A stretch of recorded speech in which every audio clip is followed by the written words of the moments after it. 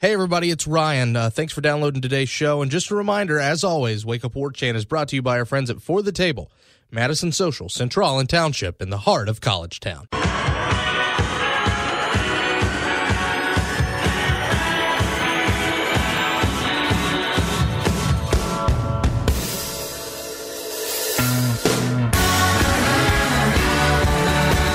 That's right, ladies and gentlemen, from Tallahassee to Thomasville and from coast to Atlantic coast, it's time to Wake Up War Chant here on 97.9 ESPN Radio, and it's a very happy Thursday morning, August 31st, to you and yours. You're currently listening to the voice of Ryan Kelly.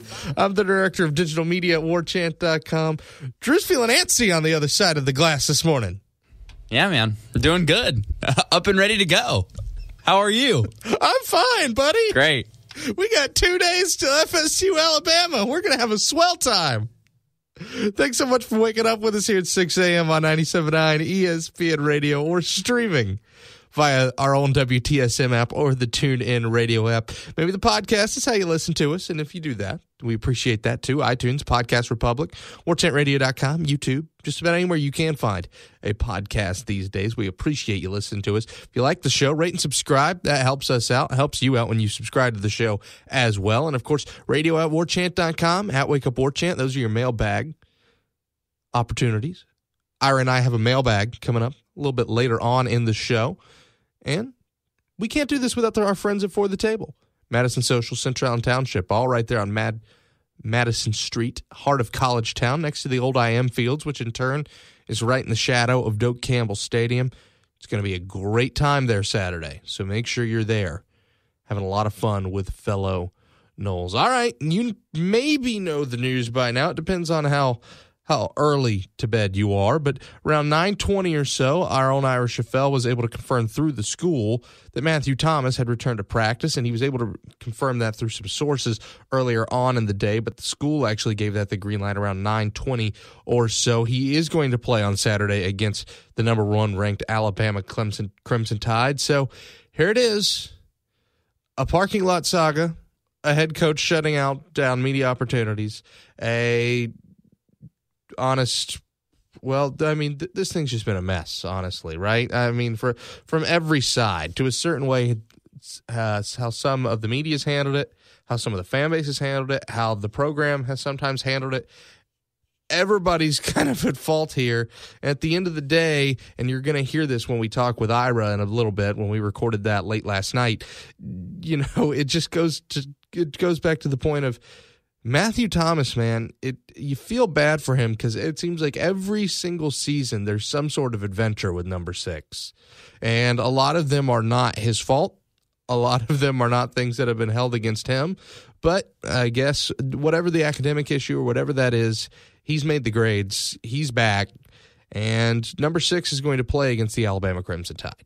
Right. At the end of the day, as bad as this whole fiasco was, both sides got the ending they wanted. You got your best run-stopping linebacker back against a team that is going to try to shove the ball down your throat. And and to be honest, it's not even close as far as that goes. He's by far our best run-stopping linebacker. It's huge to have him back. I'm really excited about it. Now, he hasn't practiced in 3.5 weeks, and I don't necessarily know how that's going to factor in, but I still wholeheartedly expect him to play, expect him to start. At least I hope so. I don't know how or why Jimbo couldn't do that. I talked about that a little bit on Twitter yesterday. But it's good to have him back. Good that he's got everything cleared up. And you're right, man. He really is he's truly the unicorn of the team. He's the original. He always will be. I saw people joking that in reality he's been practicing for the last 3 weeks, and we got a tunnel built under the IPF for him to secretly make it in and out of practice. So, I mean, it's crazy. Well, Matthew Thomas is back, and you stole my next question straight out of my mouth. Does Matthew Thomas end up being the every down back in this game as a linebacker when he hasn't really been contacting other college football players in terms of thudding them in practice for 3 weeks now? Emmett Rice has. And I think you're going to find out really early on in this game, has Matthew Thomas kept himself conditioned? Has he kept himself hitting on his own? And is he ready to go? And you've seen that before sometimes in games like this. People forget Dalvin Cook was out for a considerable part of camp in 2015, and when he returned to camp, because he kept himself very conditioned, he hadn't lost a step. He hadn't lost a beat. He went in straight away, played his role well. Matthew Thomas is in a bit different role because he's got to initiate contact a lot more than DC4 did. It's a much different job being a linebacker than a running back. I know that's kind of a Maddenism, but it kind of goes without saying, but it's true. So I'm anxious to see Saturday night how much you use him, because how ready to go is he? Right. I really do think you're going to see some of them at Rice at the end of the day. Will Matthew Thomas be out there? Yes, absolutely. Will he be out there as much as if he had practiced for the past 3.5 weeks? I'm going to go ahead and say probably not. He could have kept his conditioning up, and that's all good and well, but he's missed a lot of reps, as I feel like, as they've been preparing for Alabama. I don't really know how the whole deal works with ineligibility or eligibility or what, if he was able to watch film, whatever was going on with him the last couple of weeks. I don't know if he was able to go out there and maybe walk through some reps. I don't know. So at the end of the day, it's just going to be one of those things we're going to have to wait and see. But I do expect to see Emmett Rice in this game. That I'm pretty sure of. Oh, absolutely. And I think even if he was a full go, you'd see Emmett Rice a little bit. I mean, he's a guy who plays kind of similar to Matt. He's not exactly what Matt is, but then again, when Matt's playing well and he's playing to his potential, there aren't many who are. And that's why it was so important that you got him back. And now, against a team that's going to shove the ball down your throat, against a team that's going to want to be physical with you, you have your entire front seven healthy, knock on wood, tough up front, and ready to go. This is a front seven that if you're going to halt the Alabama offense, which by all means and indications is going back to its original Nick Saban style of physical, bash you up the middle, open up play action, by all indications is going back to that. You really, well, let's face it, you feel good now. You feel like you got the guy you needed to complete that puzzle in that front seven. And at the end of the day, that's all you really want. You want both teams at full strength for this game. It's the opening game. You want to get each team's best shot and really see where you're at. I believe that I read yesterday that the Bama defensive lineman who got shot or shot himself or whatever happened in that situation was back at practice. I think he might have been limited, but I don't know if he is expected to play or not. But he's at least on the threshold. So glad to hear that he's okay. Just really excited for the game at this point now. Honestly, we're close. We're painfully close now. I think the team leaves today, so I leave tomorrow. I'm excited. Yeah, team will most likely be headed out after practice today, after Jimbo Fisher talks injuries with the media, all of that. And, of course, probably answers a couple questions about Matthew Thomas. Let's be real here. And on top of all that, there's actual football tonight. How about that? There are two big Power 5 college games. The FAMU Rattlers are in action against the Arkansas Razorbacks tonight. So there's already some local football going on. Well, I mean, FAMU even played a game last weekend, so you got that. South Carolina and NC State are going to be playing in Charlotte. This is a good day. This is a very, very good day. One more note worth mentioning, Jimbo Fisher every now and then in his call-in show likes to drop a little nugget, whether it be intentional or not. We've been talking about it for a little bit on the show now. Who will be the number 2 backup quarterback at Florida State? And, of course, there was a 3-way tie for the backup role when that unofficial depth chart was released. We talked about that on Tuesday. Seemed kind of like Jimbo Fisher was inferring that James Blackman might be the guy. He said that he had the best camp of all the backups, and it kind of sounds like he's going to be the number 2. I will say this. That's a lot of confidence that Jimbo Fisher is putting in a true freshman, considering, I think Christian Ponder was the last true freshman to play quarterback for FSU in any capacity. Or no, it would have been Clint Rickett. My bad. But even then, that's something that hasn't happened in at least 6 years. That's a lot of faith he's putting in a guy like that. I mean, it's really, really good news. If you're a Florida State fan, this is exactly what you wanted to hear. It's not what you expected, obviously, but we all knew James Blackman had a lot of upside. We just didn't expect to see it this early. And for him to come into camp and perform like he's performed, if it really is that good. Now, let's be honest, we don't exactly know how good JJ or Bailey performed all camp, so it might not be as big of a deal as we're taking it, but it's still something because you're really worried about your depth behind DeAndre. And if James came out there and really looked at like a competent backup, I mean, that's really good news, not only for this year, but moving forward. Say if you don't go get a guy like Justin Fields, who's the guy after Francois? A lot of people have speculated that's going to be Blackman, and so to hear that already as his true freshman year, he's performing like that in camp and impressing a guy like Jimbo, who's hard to impress. That's pretty good news. Yeah, and it's a guy I'd say who plays a game a little bit more similar to Francois. He's of course mobile. He's gifted. That's part of the reason why Jimbo Fisher and staff extended a scholarship offer, but I'll say this, and I know I'm not saying anything groundbreaking when you say this, but here's a guy who was supposed to be a project. A guy who, if he was ever going to see the field here and not transfer and whatever, it was going to be a couple years. It was going to be, let's see what we can turn him into. And the fact that he's put in the work, the fact that he's apparently done enough to learn that offense and earn the trust of Coach Fisher and that staff, that goes kind of... You tip your cap to that because that's not something that a lot of people do with this coaching staff. That's something that's impressed me. I'll tell you that much.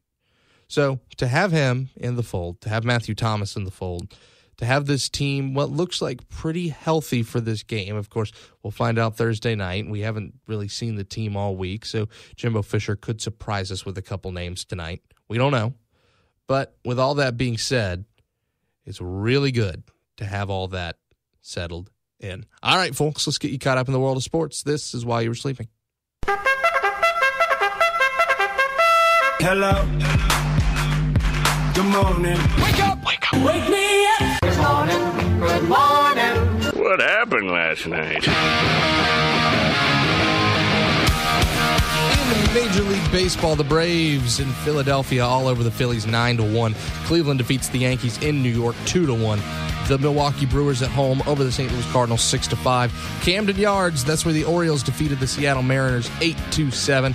The Detroit Tigers, Justin Verlander ends up throwing a nice little game and defeats the Colorado Rockies in Denver 6-2. The Braves, in the second part of a doubleheader, swept the Phillies 5-2 yesterday. 4-0, that's the Washington Nationals at home over the Miami Marlins. The New York Yankees lost their second game in the doubleheader against the Cleveland Indians 9-4. The Rangers defeat the Astros at Tropicana Field 8-1 last night. 7-1, that's the Red Sox on the road against the Blue Jays. I believe that's a sweep. It's pretty impressive.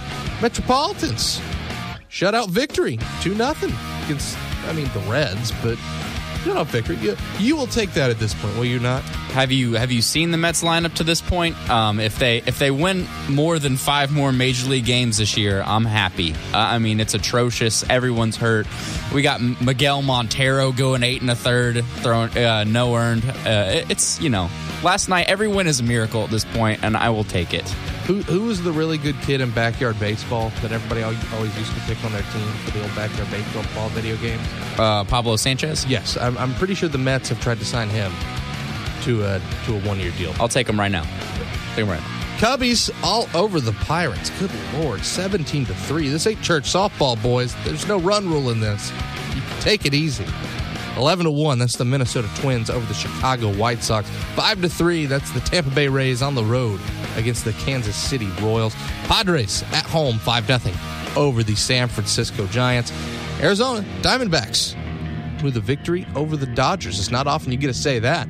6-4, the D-backs get that win. And finally, it's the Angels with a 10-8 victory at home over the Oakland A's. I believe that's a sweep as well. When we come back, Ira Schoffel and I answering your questions in the mailbag. It's the Renegade Express on the other end.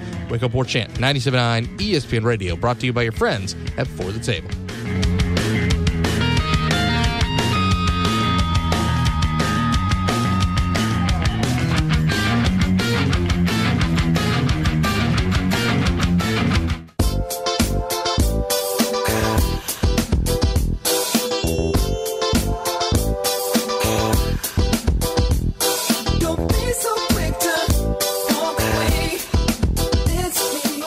Mailbag time. Renegade Express. Let's hop on with some questions. It's Ira Schoffel who jumps aboard on Wake Up War Chant 97.9 ESPN Radio, brought to you by your friends at For the Table. And Ira, I mean, you've been answering headliner questions for a long time, so answering questions on these airwaves isn't anything really new to you. No, I'm happy to do it. So we did get an email. We got another suggestion for a name, but I think we're sticking with Renegade Express. We got an email from our friend Mike, who emailed us last week and gave us a couple great names, but they were all about Friday, and we had to move the mailbag to Thursday. And this week he comes in with another great name, and he comes in and says, why don't we make it Tomahawk Talk? And Tomahawk Talk's a great name. Only problem is Campus Radio at Florida State has named their sports talk show Tomahawk Talk, and it's been going on for a long time, and I feel out of place taking that name. So it's a great name, but it just did not work out. So we'll keep this brief, Ira, because we do have to keep this segment tight. And before we get to our questions, I have a question for you. I know you ended up putting the news out last night that Matthew Thomas is cleared. He's a full go. He's expected to play against Alabama. But between the parking lot thing and the Jimbo first saying he's sick thing and the media closings and all that, I mean, some of it's connected, some of it isn't. I just want, if you can, as short as possible, your take on this whole saga that's gone on for, the better part of 3 weeks now. It's funny. I was talking, not funny. It's not a funny situation. I feel bad for Matthew Thomas, but it's kind of crazy. I was talking to somebody at FSU the other day about it, and they were just saying how, really, his whole career has been this way. When he signed with FSU, there was some drama about whether or not he was going to stick with FSU, or maybe he was having second thoughts, and then and then he had eligibility issues after his first year. Then he was suspended. Then he had the eligibility issues. His mother passed away, which was really tragic, and he kind of had some family issues back home, trying to help take care of his siblings, and just kind of one thing after another. And then last year, at the end of last season, he comes on and plays great. Has 15 tackles against Michigan. Really is turning the corner.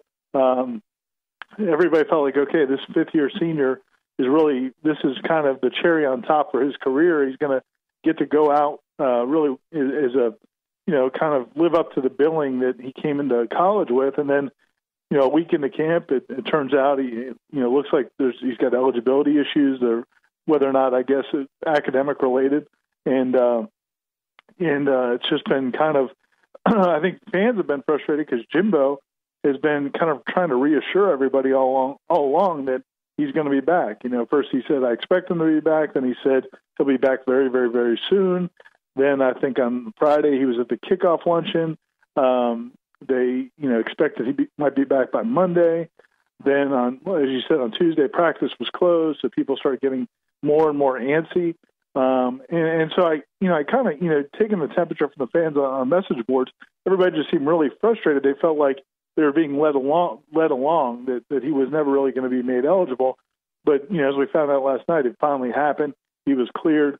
We got it officially from FSU. We got, sources put the word out first, and then FSU officially confirmed it to us. And, it's just kind of seems like it's par for the course for Matthew Thomas. He's kind of had these ups and downs throughout his career, but it's just great for him. And by all accounts, he should be able to play on Saturday. I don't know if he'll be able to start. I don't know if he could play the entire game, but he's going to be in action Saturday night. So, yeah, that becomes the bigger question there is how much time does he actually see on the playing field? And Drew and I discussed that a little earlier on in the show. Just when a guy's only got so much time, I don't care how talented he is. I don't care if he's your best option. This is still the number one team in the country that you're going to be playing. Yeah, and I think that's going to be the question. I think, you talk about playing linebacker against Alabama, that running game, trying to bring down guys like, the big guy like Scarborough or the more elusive guys, or Jalen Hurts, a dynamic runner at quarterback. I just, from my standpoint, I just think back to, coaches I've talked to through the years who talk about how important tackling is and the balance that coaches always have to, the tightrope they walk between, they feel like, guys, if you don't tackle during the week, if you don't get a lot of tackling, a lot of hitting in, you're going to miss a lot of tackles in games. Well, Matthew Thomas hasn't hit anybody really in 3 weeks. Now, he'll get, one or two practices before this game, but is that enough? And so we'll see. He's a great athlete. He's apparently been in great shape. He's a fifth-year senior, so he knows the defense. The question to me is, if he finds himself in space with somebody, does that rust show up? Does he lunge instead of really getting up and stepping on their toes like they're taught to do and really making a form tackle? Or does he kind of jump at things because he's just kind of out of practice? So I think, we'll have to see, and maybe they give him a look early, and if it's not there, then maybe go to one of the younger guys like Emmett Rice. But we'll just kind of have to see how it plays out. I don't know if FSU knows for sure. They may kind of have to take a wait and see approach as well. All right, off to the listener questions, Ira. Our friend Stone wants to know, who do you think are the under-the-radar players on offense, defense, and special teams this year? So I'm guessing he's wanting one from each unit. Who do you think are the guys that end up surprising by the end of the year? Let me say go with offense first. It's hard to say he's under the radar because Jimbo has really praised Amir Rasul a lot, but I don't know if the fans really kind of really grasp what that guy brings to the table. I mean, he was a legitimate high school sprint champion. He had the fastest times in the country in the 100 when he was 15, 16 years old. Then he started focusing more on football. He's apparently in scrimmages broken off some really impressive runs. I mean, he's the one guy really out of those top two or three backs, along with Cam Akers and Jacquez Patrick, that can go the distance really on any play. So, I'd say he'd be my pick, even though Jimbo's been talking him up. It's not totally under the radar. Defensively, I'll go with a guy, A.J. Westbrook. I think is a guy who got a lot of playing time last year. A lot of FSU fans kind of have a sour opinion of him because he got called into action. Remember that Louisville game after Derwin James got hurt, and he wasn't ready for that game, and looked really struggled in a couple other games. And I think a lot of FSU fans kind of gave up on him, but I think he played really well down the stretch and has had a good camp. And Jimbo the other day was mentioning how he's just one of those guys that's always in the right place. And I think we're going to see him obviously in the first half of the Alabama game with Trey Marshall out. So I think he's a guy that I don't think a lot of fans expect big things from, but I think he could have a really good season. And then special teams, I'll go with it's a tough one. Maybe I'll go with Kalen Laybourne. Maybe a guy like that. If he gets some action in the return game, he's not going to be starting as a kick returner. But I think he's one of the backups. Real elusive. The other 5-star running back that they signed. If he gets some at bats as a return guy, I could see him maybe making some nice plays. Honestly, me and you are on the same page. Westbrook got better as the season went on. I think he's a guy that is going to change a couple of people's opinion of him this year. On top of that, you mentioned it offensively. There's just so much praise being hyped on Amir Rasul, and the guy is a blur. If he can be a guy that can be a nice change of pace back, come in, change some things. Special teams, I'm going to stick my neck out here a little bit, Ira. And I'm pointing to the camera right now. I'm pointing to the mic right now and saying, Logan Tyler, if you can get it together, you can be one heck of a punter because that kid's leg is insane. When you see it connect in practice, and I mean, you saw it all throughout camp last year and you saw it throughout camp this year, the kid's leg is super impressive. He looked better in the times that we got to see him punt in open practice. If he can get it together, he can be a key cog of special teams that Florida State hasn't had in a while, and that's a reliable punter that can flip the field. Well, there's no doubt. I mean, the leg strength has never been the question. Just consistency, avoiding those line drives, keeping the hang time good, which everybody says he's been doing a much better job of. And then, of course, not having the big mistakes, which he had a couple of times last year where, the return unit or the coverage unit was going to one side of the field and he kind of missed the kick to the other side. And that's just you're asking for disaster when you do that. So, if he cleans those things up, there's no doubt, man. He's got to have one of the biggest legs in the country. If not, I mean, he may. I don't know if there's a college kicker with a bigger leg than he has. But yeah, just cleaning up those other issues and consistency. he could be a huge weapon. You're right. On the Tribal Council, Johnny Holmes wants to know, what is Jimbo's stress level this week? I can usually tell by just listening to him talk. When he's going 200 miles an hour, it usually means he's wound tighter than a snare drum. But with the media cut off, we can't evaluate this. Well, Johnny, the thing is, I mean, honestly, we haven't really seen a lot of Coach Fisher this week. But I will say this, and I'll go back and I'll defer to you, Ira. You mentioned the piece about Xavier Lee that you did earlier in this week, and also just the chit-chat about how intense and how tight Jimbo was that week. If he was that as a coordinator, I can only imagine what he's like going against Saban as a head coach. Yeah, I was talking to somebody about this earlier, and I think, I think he's pretty confident about where they are right now. I think he feels good about this team. I think he feels good about what he's got compared to what Alabama's got. I think Jimbo's confident going into this game, but I also think, I just think because it's such a big game, and he's tried to downplay that, and he's definitely going to downplay it to his players that it's not your whole season. Don't put everything into this one game. Don't overthink it. Don't try to do too much. Those are all good messages, and he has to deliver them. But Jimbo knows how big this game is, not just for his personal, how people view him. And him going up against one of his mentors and Nick Saban, but also for FSU's season. I mean, this is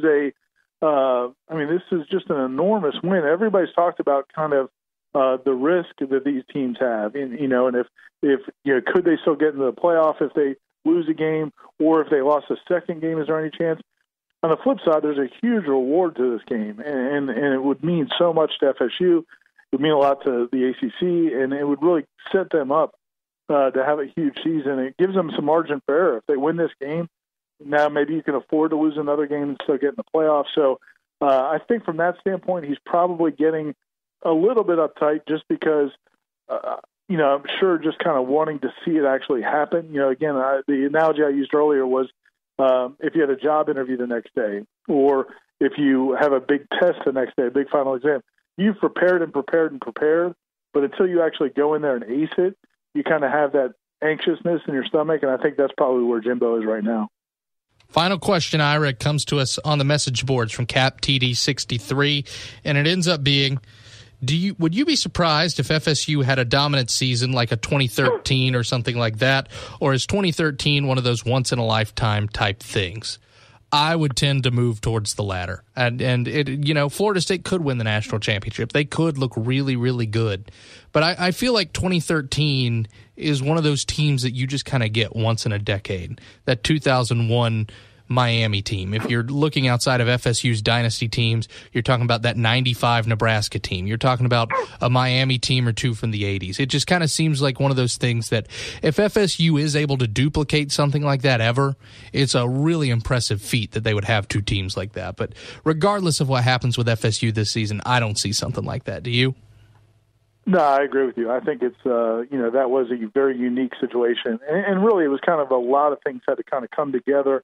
If you think back to that season, we thought that could be a really good team, but you didn't know that Jameis would be Jameis as a redshirt freshman. You didn't know that some of those guys that, kind of had question marks. I mean, we didn't know Telvin Smith.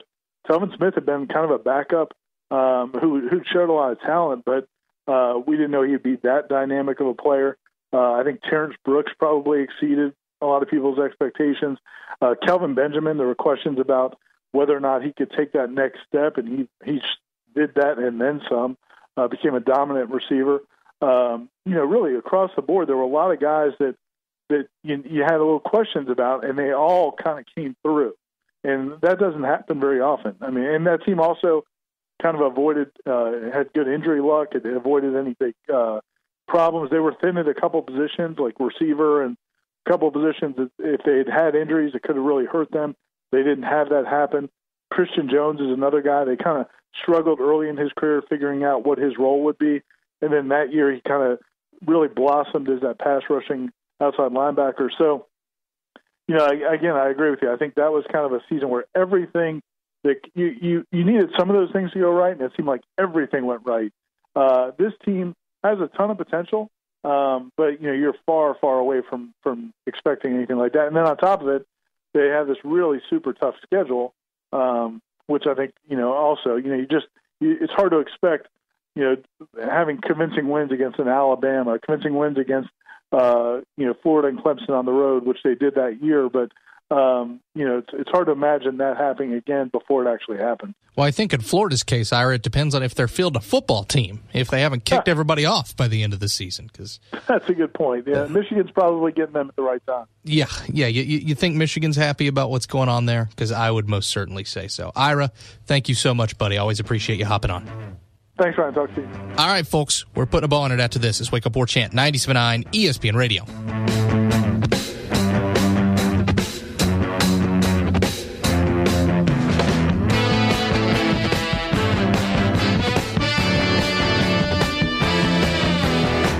Yes, Florida State just landed a 5-star commitment. I don't see that anywhere online. How did you get that news so fast? I'm on the new warchant.com app. I get news updates and scores pushed to my phone instantly. How much does it cost? It's free. Just go to iTunes or the Google Play Store, type in Warchant, and install it on your phone. That's it. A free app that keeps me constantly up to date on Florida State sports and recruiting? Wow, that makes it incredibly easy to follow my Seminoles and never miss out. With the app, you'll also get quick access to all the stories and features on Warchant, including the ever-popular message boards that feature thousands of fans talking about the Noles. Warchant.com, your ultimate Seminole source.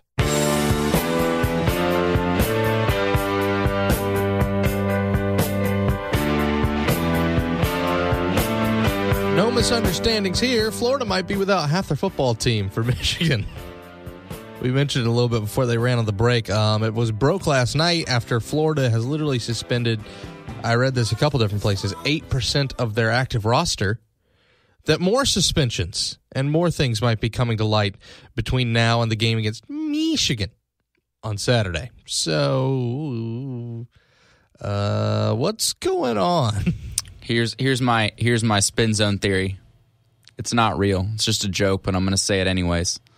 Mac just knew they were going to lose. That's my only explanation. He knew they were going to lose. This is just his blanket excuse. I suspended everybody. I'm a great coach. I go by the rules. He's thinking this is going to give him a pass for future endeavors. But I'm kidding. But by the way, did you see him inferring that he kind of wants credit to yeah, that's kind of where I got this from. He's just like, a lot of people would have let this slide, but not here. No, I don't do that. I don't do that over at the University of Florida. But whatever. He's truly a character. He's perfect for Florida. He really is. He's really good at paying himself compliments in a strange kind of backdoor way, right? Well, not everybody could win the East the way we have. Yeah, not everybody could not suspend guys for breaking the law and misappropriating funds and doing drugs or smoking pot. It's just like, dude. He truly scoffs at the idea of the fact that I remember, I think it was after the Alabama game when they just got the tar beat out of them, and somebody asked them something like, do you think you're on the hot seat or anything? Well, listen, I just won the East 2 years in a row. So anybody who thinks that I'm on the hot seat, they're crazy. I came in here. I've done what I said I'm going to do. Officer, I know I killed the guy, but I turned myself in. That's sort of something, right? Listen, I know I don't belong on the same field as Alabama, but they were on the schedule, right? In all seriousness, I think them losing. Here's a question: who is a more important loss to you, in your mind, Scarlett or Callaway for them? Here's the thing: Callaway's probably the better overall player, but until Florida proves that they have somebody who can consistently put the ball in his hands, Jordan Scarlett kind of carried that team throughout a couple games last year. It doesn't take a rocket scientist in the backfield to hand the ball off. I feel like Scarlett's maybe bigger for their game plan. Losing Callaway's maybe the bigger chance of a game changer. Losing him, you lose that, oh, wow, he made an incredible grab, or he turned a screen pass into a 70-yard gain. You lose more of a game breaker. But I think the guy who you're probably betting to have more of your offense run around on Saturday had to be Jordan Scarlett, right? I would agree with you. And also, a guy you got to feel for a little bit, because I'm pretty sure Malik Zaire didn't go to Florida to be, depth insurance.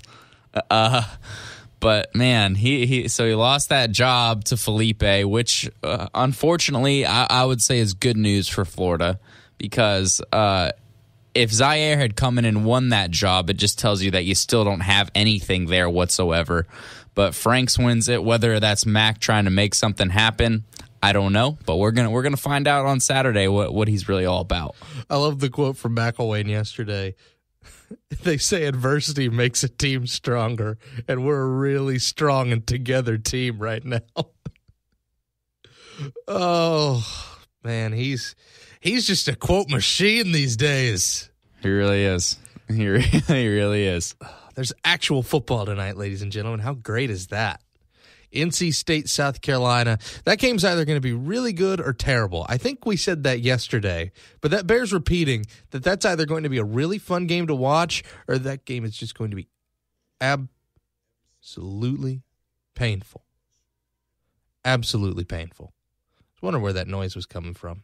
Stupid auto ads on the computer. I had NC State's schedule up in front of me. And NC State's a team that once again, another thing we talked about yesterday, is getting a lot of love, a lot of hype. I'm not quite buying it, but I will say this. NC State is one of those teams, and I feel like just about every conference has one of these teams.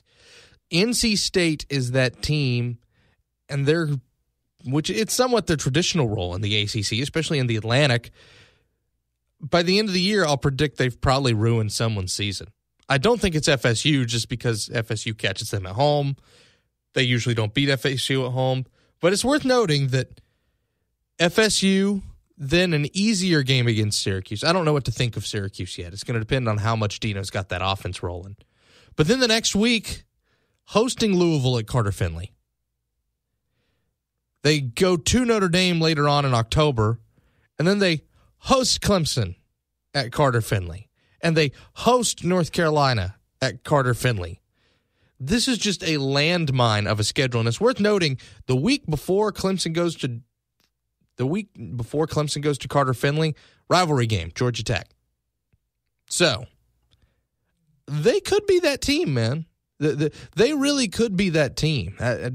Probably be enough to save Dave Dorn's job for another year, because I feel like if he's going to save his job, if he's going to save this gig. First of all, he's got to win tonight, because South Carolina, Big Dumb Will Muschamp football, it's never going to change. It is what it is until proven otherwise. Marshall, yeah, you should win. Furman, you should win. Florida State, probably not. Syracuse, at home, you should win. At Pitt, you get forgiven for that one. At Notre Dame, I really don't know what to think of Notre Dame. At BC, you should win. It's going to come down to, do you beat Wake? Do you beat UNC? Can you take one from Clemson or Louisville? That's what it's going to come down to. And I feel like every conference kind of has that NC State type team. Every conference kind of has that spoiler team. For example, you look out west and you think to yourself, if anybody's going to beat USC, it might just have to be Utah. Because Utah is going to catch them slap dab in the middle of the season. The only problem is SC's got a game, an easy one, that is, against Oregon State just the week before. You look in the Big Ten, Indiana was a team that over the last couple of years has tried their best to be a spoiler team, and they could be that for Penn State, because after this Ohio State game that they're playing tonight, get their next 3 weeks. It's at Virginia, it's FIU, and it's Georgia Southern. I mean, you should never overlook Georgia Southern. Of course, our friends in Gainesville know all about that. I wonder, would Jim McElwain, there's a good question.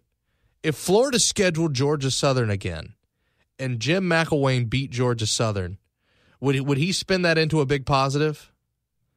Well, I should get credit for beating the team the other guy couldn't. It just seems like something that you think the fans around here would be more grateful for. Okay. As big of a clown as I think he is, if he did that. That would truly be something. I would love if he did that. FSU might build a statue. If he did that, I wish a reporter would rebuttal and say, "Well, Jim, you actually gave up more passing yards against them this game, assuming they throw for more than 0, which they beat Florida in the Swamp while throwing for 0 yards. So, I don't know. But you can't ever predict what comes out of the guy's mouth. It could be anything. He could do that. He could very well be that guy. Is Michigan going to be a spoiler team this year, or do you think are they in contention in the Big Ten late? Or are they a team that they go to Penn State mid-October? Of course, they have their game at home against Ohio State of the year.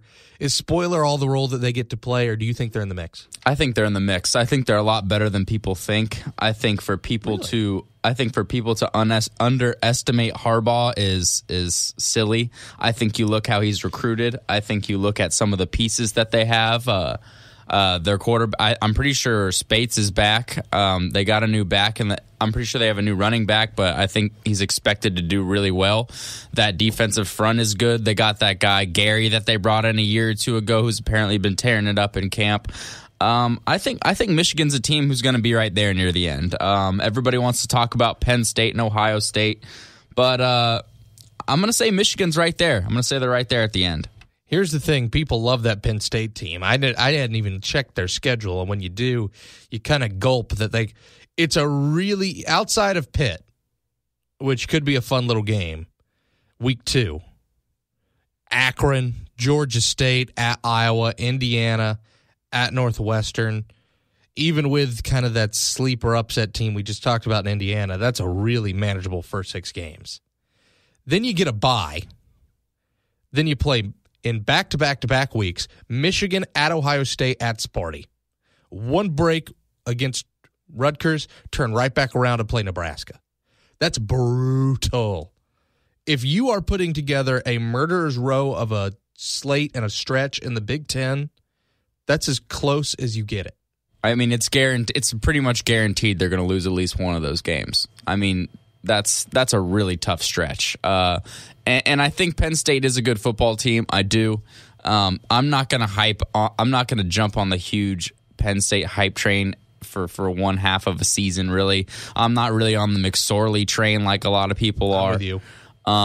But we'll see how it shakes out. That's the beautiful thing about college football. You never really know. The crazy thing is I think in years past, out of the top, and this might not be great news for us, but maybe it is. I think out of the top 4 teams, I think only about one of them is normally there near the end of the season. So you're going to see a lot of shaking near the top that I assume that you wouldn't expect. As far as Big 12 spoilers go, it's got to be Oklahoma or Oklahoma State, whichever one doesn't end up winning that contest. One of them's got to spoil it for the other, but when we come back, we're putting a ball on this thing. Wake Up War Chant, 97.9 ESPN Radio.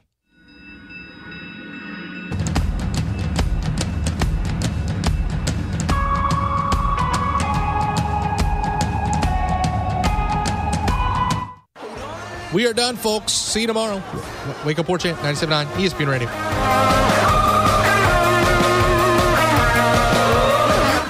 WarChant.com is the ultimate inside source for FSU football and recruiting. And now you can get in on the action for free for an entire month. WarChant.com is offering a risk-free 30-day trial subscription. Get full access to the #1 website covering the Seminoles just by entering the promo code WarChant30. That's WarChant30. Sign up and get in on the world's most active FSU message boards. Receive breaking news, stories from our award-winning staff, plus get exclusive interviews and videos. Just enter the promo code WarChant30. WarChant.com, your ultimate Seminole sports source. Hey, thanks for downloading today's show. If you haven't already, why don't you rate and subscribe us? We certainly do appreciate it, and of course, we appreciate you listening anyway, so just go ahead and click that right there. You know you want to. Come on. Come on. Thanks again for letting us do the show. We love giving you all the football, basketball, baseball, recruiting, all year round. Not just football season, not just spring practice, but hopefully giving you the freshest and newest FSU content every day. Thanks, guys.